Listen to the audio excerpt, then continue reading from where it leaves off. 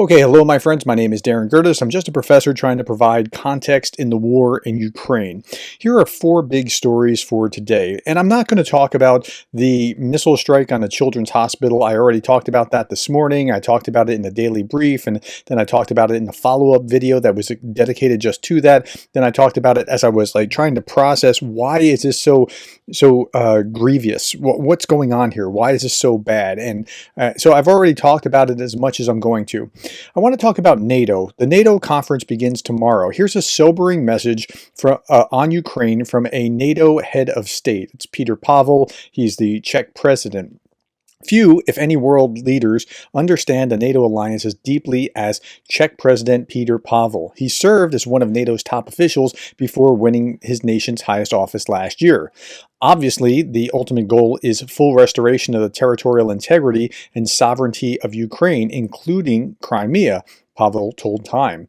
But before the gathering of the NATO leaders in Washington on July 9th to 11th, that's coming up tomorrow for the next few days.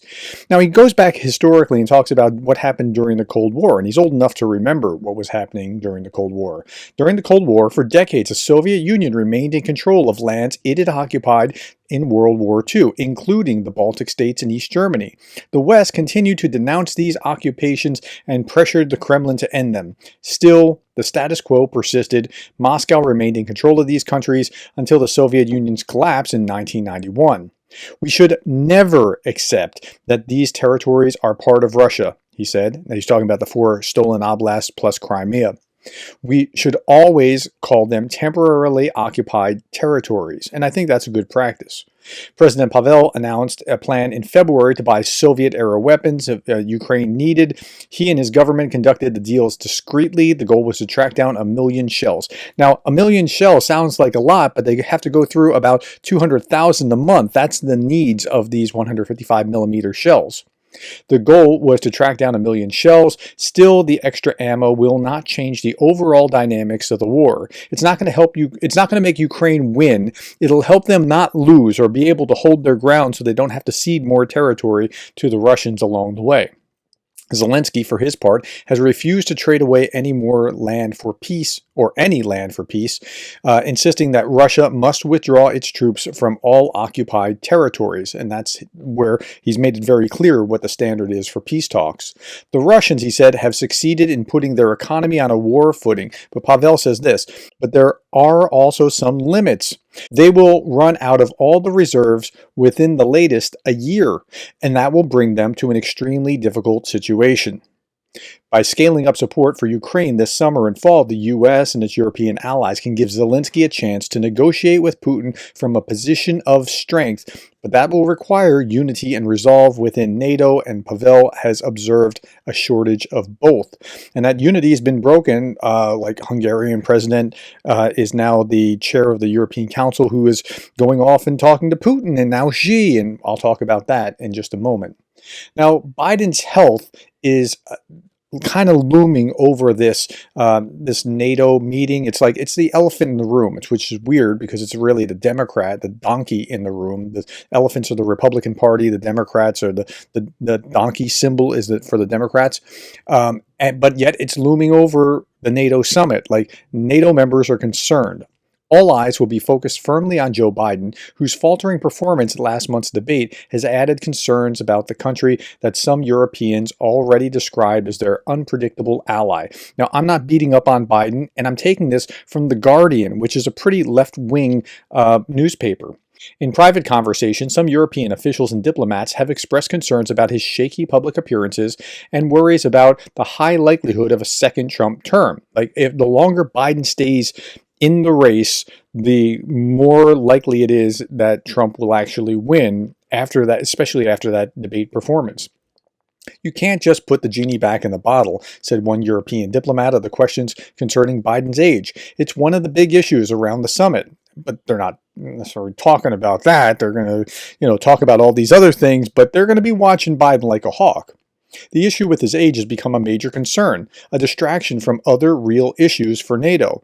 said a European official. One administration official told the Washington Post that this summit has gone from an orchestrated spectacle to one of the most anxious gatherings in modern times. And that's what these usually are. It's not like they make an agreement here. The agreements are generally made ahead of time, and then they have the spectacle of the signing and the offer and whatever it is that they're going to be doing. G7 leaders were also concerned about Biden's physical condition, quoted a European official who said Biden was sometimes out of it, and quoted two officials who struggled to say that they would put Biden in the same room as Vladimir Putin. Think about that.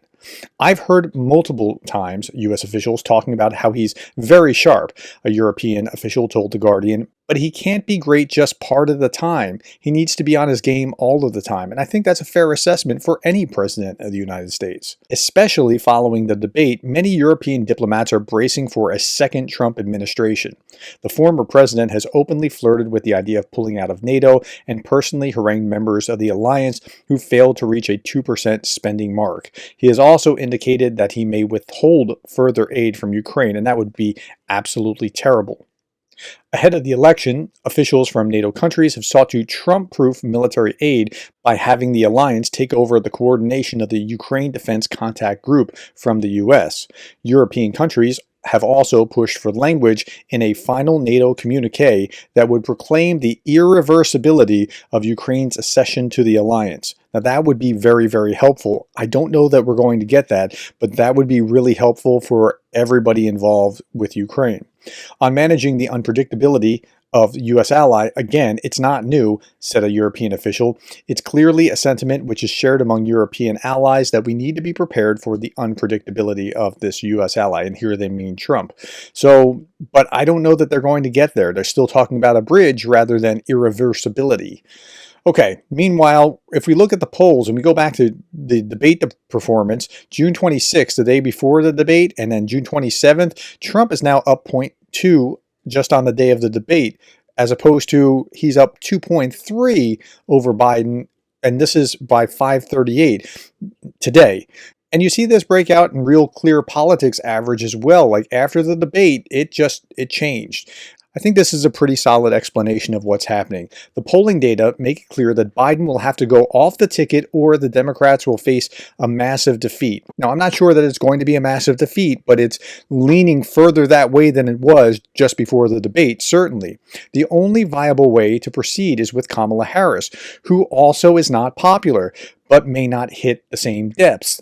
Only Harris has access to the $230 million in the campaign war chest. Others would have to start from scratch. Any other replacement would require an open convention. Delaying and selecting an invitation is a huge inter-party battle. The Biden family has to make the decision, however. There are not many signs that they are ready to leave the campaign. In fact, all signs point to the opposite. From the inside, I think that they do not see much difference between today and last year or even 2020. The basement campaign of 2020 was for a reason. They have never relied upon Joe Biden's speaking skills or wit on the fly. His gaffes are legendary, so the Bidens might say, let's roll the dice again. But never has the polling since this bad for an incumbent Democrat president since Carter. So that's where we are with Biden. Meanwhile, after meeting with Putin, Orban is meeting with President Xi. Chinese President Xi told Hungarian Prime Minister Viktor Orban on Monday that world powers should help Russia and Ukraine restart direct negotiations during a visit to Beijing, branded a peace mission by the European leader. He doesn't have the authority to do this, although he's going as the head of council, but he doesn't have the authority as the head of the council. He can do it bilaterally, certainly as the president of Hungary, but that's where we are. Orban's trip to China comes a day before NATO is due to hold a summit. China has refused to condemn Russia's invasion and last year released a paper calling for a political settlement to the conflict, and it's not going to be a favorable one to Ukraine. Only when all major powers exert positive energy rather than negative energy can the dawn of a ceasefire in this conflict appear as soon as possible, Xi told Orban on Chinese TV. Xi stressed that it's in the interest of all parties to cease fire and seek a political solution as soon as possible. Well, Putin's not up for that political solution anyway, at least not on any terms that Zelensky can agree to.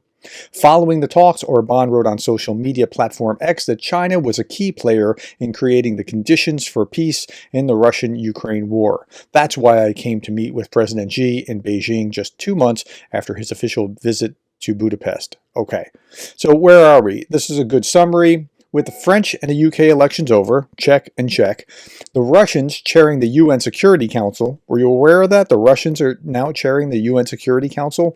Hungary holding the EU presidency, and the US still forbidding Ukraine from striking Russian airfields and missile launchers. That is, there's 84% of the territory that the Ukrainians can hit with ATACMS that are still banned by the US in using their weapons. Putin is now free to liquidate Ukrainian civilian population, and they were working on this with a children's hospital this morning. Okay, that's the last image that I want you to be looking at as we conclude today. Thank you for your time. Thank you for the likes, the shares, the subscribes, and thank you for being the kind of person that cares about Ukraine.